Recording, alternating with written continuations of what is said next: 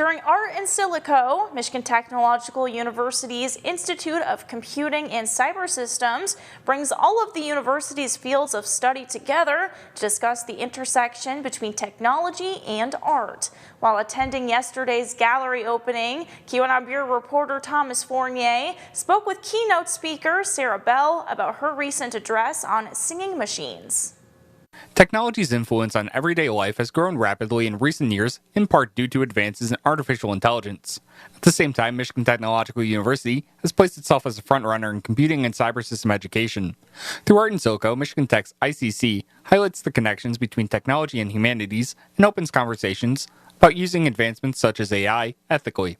Bring in a lot of data, of course, as we know, and then model voices, either historical voices like John Lennon's or even maybe going back further, as long as we have sort of enough recordings of that voice. The artificial intelligence can learn the voice pattern and create new sounds, new singing with the same vocal patterns. For better or for worse, I think that art really helps us understand and negotiate these relationships with new technologies that are in some ways also quite scary, right? Because we can certainly be manipulated by voices that of living people, for example, that have been created to say things that those folks didn't say. Sarah Bell, an associate professor in digital media, sees students from all across campus in her classes.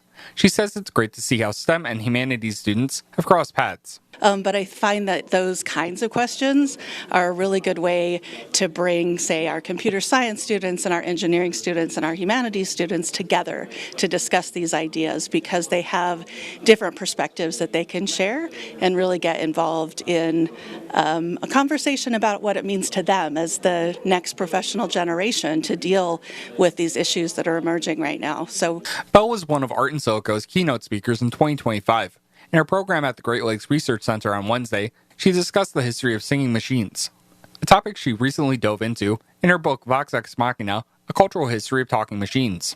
And so I was talking about this relationship between music and the development of voice synthesis, and it was a lot of fun. We played several clips of both popular and unknown singing synthesizers clear across the 20th century. So everything from Daisy Bell, the original clip that inspired Arthur C. Clarke to have the HAL 9000 computer sing at the end of 2001, clear up to Radiohead.